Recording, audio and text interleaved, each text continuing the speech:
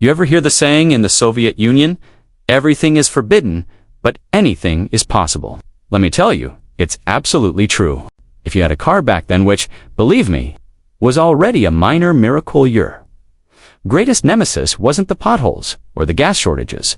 It was the GAI, the traffic police. I'll never forget my first encounter with them.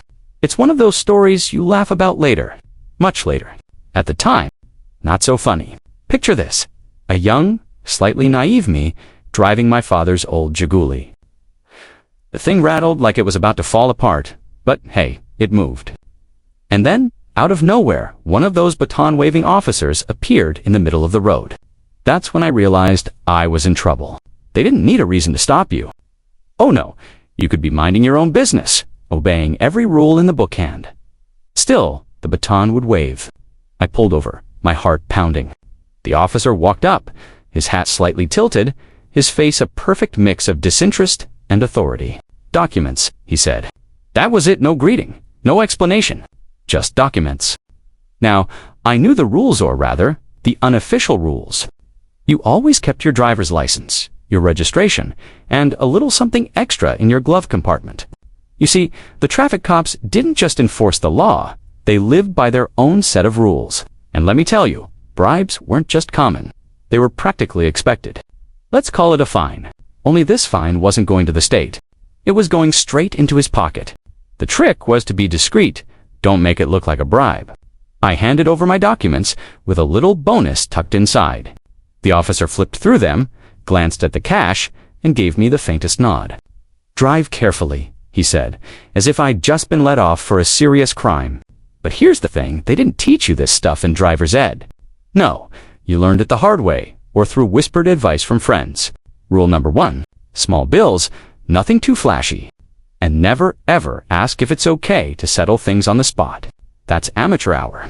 Rule number 2, keep a straight face. Traffic cops were like sharks. They could smell fear. If you looked too nervous, they'd assume you were hiding something. But if you were too cocky, oh, they'd find a way to make your day miserable. And then there were the excuses. Rule number 3, have a good one. Ready? One time, I told an officer I was rushing to a doctor's appointment. He asked which doctor. I panicked and said, Comrade Ivanov.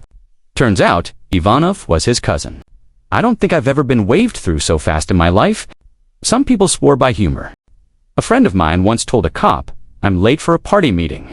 You wouldn't want me to disappoint Comrade Brezhnev, would you? The officer laughed so hard he didn't even bother checking his papers. Then there was the time I almost didn't get away. It was late, and I was driving home from a friend's dacha.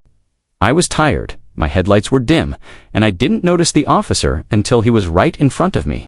You've got a problem with your headlight, he said, pointing at the car like it was a personal insult to him.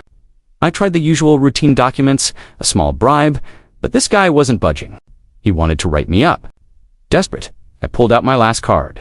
Comrade officer, I said, this car is my father's pride and joy. If he finds out I got a ticket, he'll kill me. Literally, you'd be saving a life.